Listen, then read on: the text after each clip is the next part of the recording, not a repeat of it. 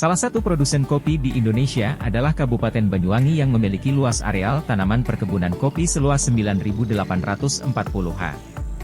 Tetapi kualitas kopi yang dihasilkan masih dalam bentuk campuran sehingga harga jualnya rendah. Hal itu disebabkan karena tingkat pendidikan petani kopi yang masih rendah, sehingga mempengaruhi dalam pengelolaan perkebunan kopi sebagai satu-satunya sumber pendapatan. Berkaitan dengan itu, tujuan penelitian ini adalah A. Identifikasi peran pemangku kepentingan dalam pengembangan potensi kopi berbasis sinergi di Kabupaten Banyuwangi. B. Rumusan strategi pengembangan potensi kopi berbasis sinergi. C. Rumusan strategi terbaik dalam pengembangan potensi kopi berbasis sinergi. D. Rancangan model pengembangan potensi kopi berbasis sinergi. Penelitian dilakukan di 10 kecamatan perkebunan kopi di Kabupaten Banyuwangi. Metode penelitian menggunakan metode deskriptif, pengumpulan data dengan observasi langsung, wawancara, dan kuesioner. Analisis SWOT digunakan untuk merumuskan strategi agroedwisata berbasis quintuple helix di Kabupaten Banyuwangi. Analisis AHP digunakan untuk menentukan strategi yang terbaik dalam menyusun model agroedwisata berbasis quintuple helix di Kabupaten Banyuwangi. Metode penelitian yang digunakan dalam penelitian ini adalah metode penelitian deskriptif.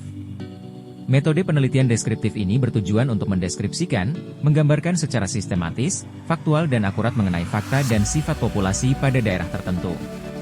Penelitian dilakukan Kabupaten Banyuwangi yang merupakan daerah penghasil kopi di perkebunan kopi yang tersebar di wilayah Pesanggaran, Siliragung, Glenmore, Kalibaru, Sempu, Songgon, Glagah, Licin, Giri, Kalipuro.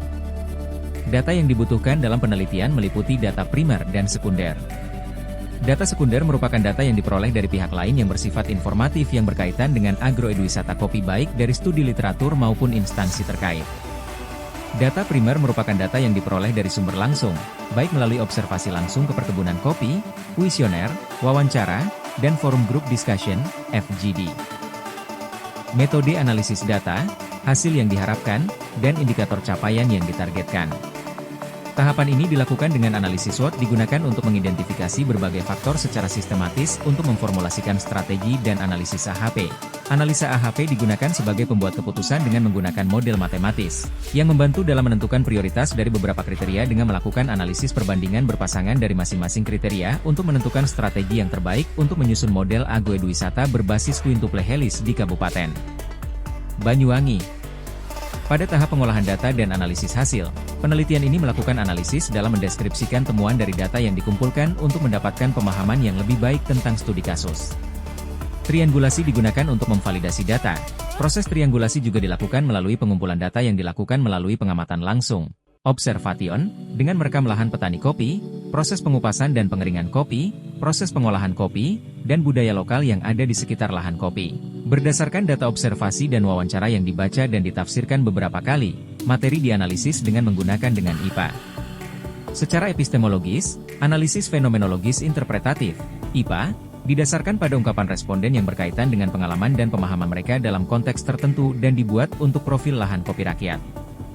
Hasil penelitian ini dijelaskan dan dikelompokkan dengan menggunakan informasi yang diperoleh dalam proses wawancara dan pengamatan langsung, observasi. Temuan dikelompokkan dari subtema yaitu strategi agroedwisata terhadap faktor ekonomi, sosial, budaya, dan lingkungan. Beberapa hasil yang dijadikan dasar untuk merumuskan strategi pengelolaan dan keberlanjutan, yaitu strategi agroedwisata untuk keberlanjutan ekonomi, strategi agroedwisata untuk keberlanjutan sosial, strategi agroedwisata untuk keberlanjutan budaya, strategi agroedwisata untuk keberlanjutan lingkungan. Pada tahap pengolahan data, ditemukan pemanfaatan lanskap kopi pada perkebunan kopi untuk agroedutouris dapat meningkatkan pertumbuhan ekonomi, karena dengan adanya agroedutouris dapat menarik wisatawan dan berdampak pada pendapatan dan kesejahteraan petani kopi. Selain itu juga meningkatkan pengembangan unit usaha dengan membuka kafe kopi, dan membuat produk olahan kopi seperti teh kulit kopi, dodol kopi, kue berbahan dasar kopi bahkan ada yang memasarkan susu kambing etawa.